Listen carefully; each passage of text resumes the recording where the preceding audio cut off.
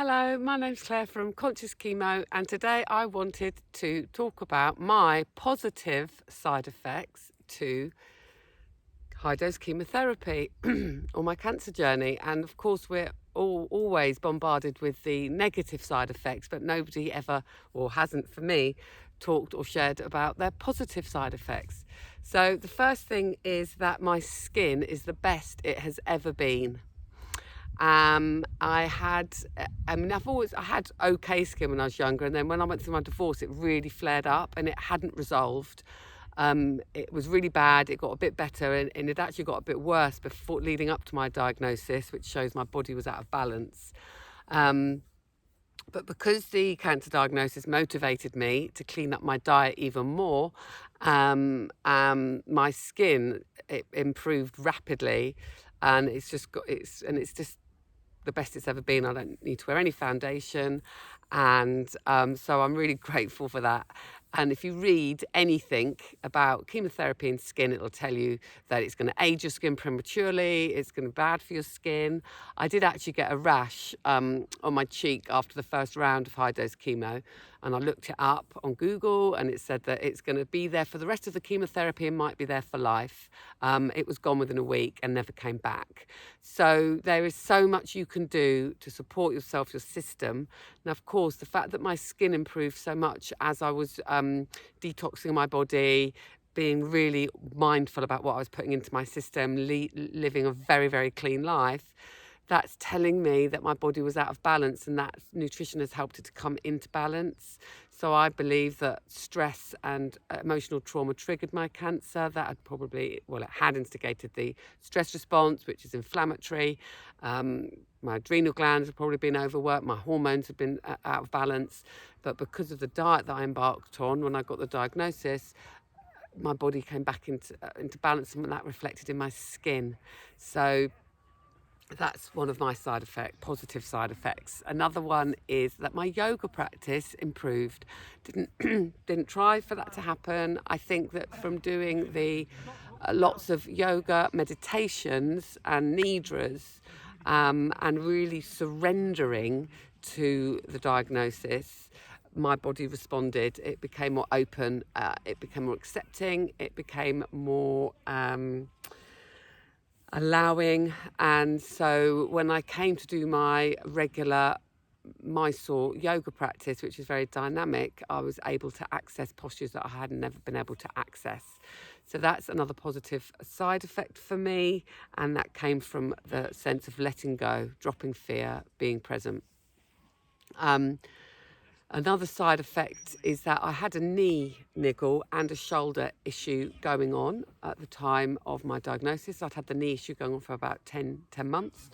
And again, through my diet, I think because I cut out all added sugar, and I didn't really have any substitute for added sugar. I just don't have apart from fruit, apart from naturally occurring sugars. So I don't use honey or anything. So cutting that out and then having turmeric in my diet, I intuitively feel they're the two main things that helped with the joint pain. But the overall cleanliness of the diet definitely would have helped. So that's a positive side effect for me, because if it hadn't been for the diagnosis and the chemo, I wouldn't have had the motivation to stick at something for so long that's given me so many benefits. Knee and shoulder pain gone. So then I have this overall feeling of increased well-being, which sounds really bizarre considering what I've embarked on. But my overall feeling of well-being was enhanced and is enhanced since my cancer diagnosis. So even though I've had some side effects, my actual feeling of well-being is increased.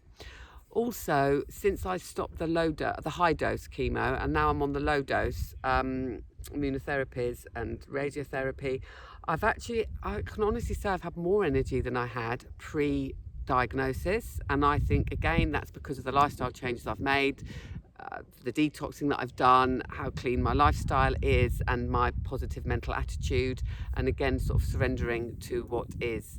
I've I used to have daytime rest before my diagnosis, and just feel tired. Not all the time. I've always had reasonable energy levels, probably pretty good energy levels, but now I just feel this more energy, and I feel intuitively that's come from mainly the diet changes and just feeling good in myself. So within myself, feeling good. So even if I'm resting, I still feel good within myself. I can honestly say I've not once felt ill throughout the whole time. Not once.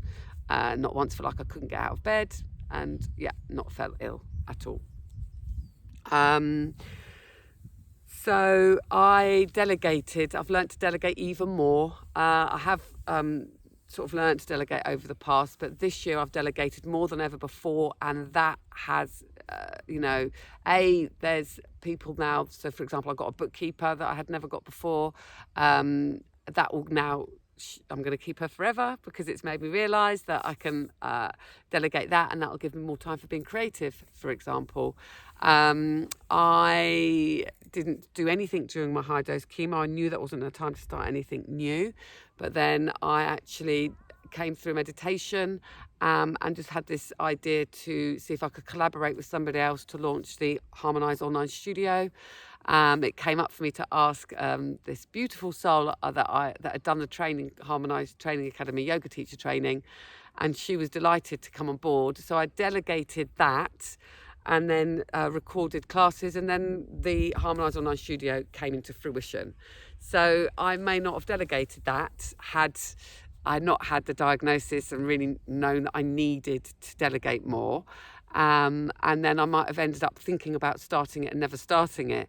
So, there's something that's been birthed throughout this journey as well. And there's some collaboration in that, which feels really good.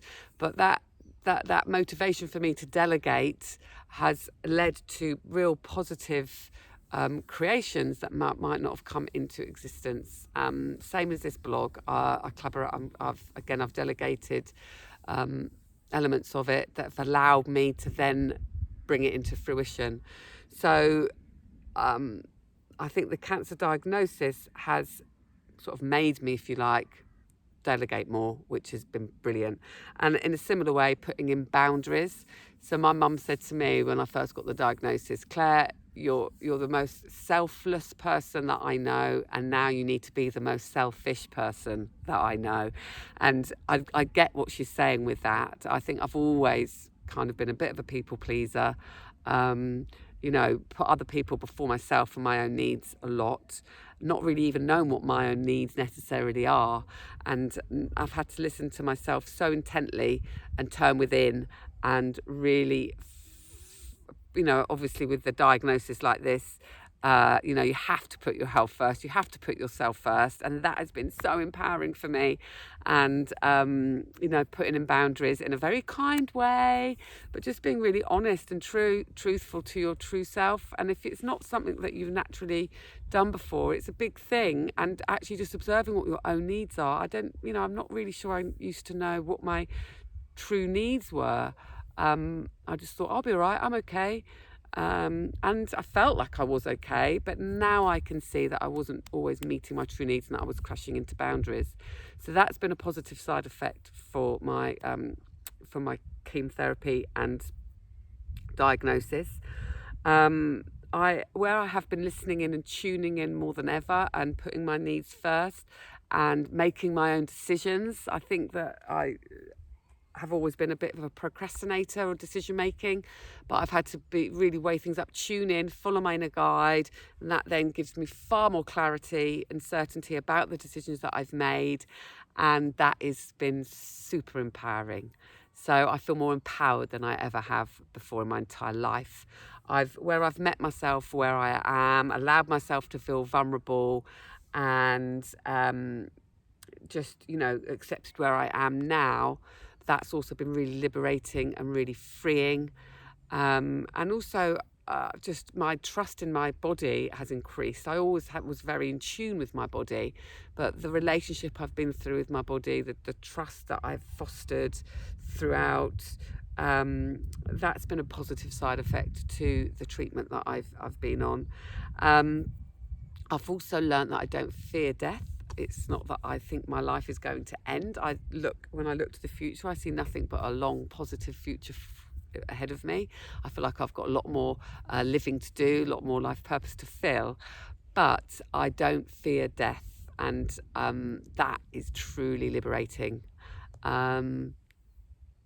Obviously, it's the the ramifications that my death would have on my children and my loved ones obviously is a factor, but I don't actually fear death itself, and that is truly, truly liberating.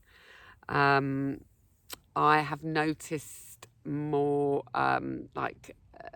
I've had some counselling and journey therapy as a result of this diagnosis, which has allowed me to reveal more of my samskaras, past conditioning, patterns, projections that I've been carrying that have held me back, so limiting beliefs.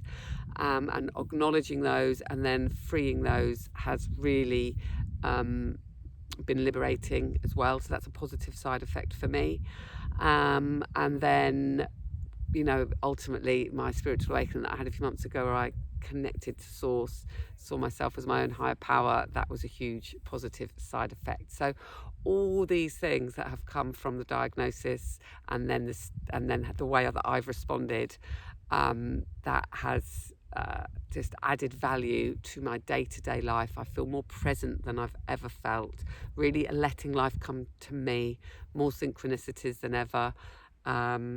Just a sense of being in the flow and dropping fear. The business hasn't made any money this year, and I just don't have any fear around that. Things will evolve as they're supposed to evolve. They'll come when they're meant to come. My priority this year has had to be my health, and I've had to put in boundaries around that and not worry about anything else. And I really feel I've managed to do that, and it's just paid dividends. And yeah, I've had just like a beautiful, beautiful year. So there are my positive side effects. Obviously, I've also shared my more traditional medical side effects as well. Actually mental and physical on another recording. So I hope this has offered some of you some inspiration and perhaps illuminated how you might be able to navigate your journey and find some positivity and benefits within your path. Thank you so much for listening. Thank you for being here. As always, sending loads of healing, love and light. And I look forward to seeing you in the next video. Clare from Conscious Chemo.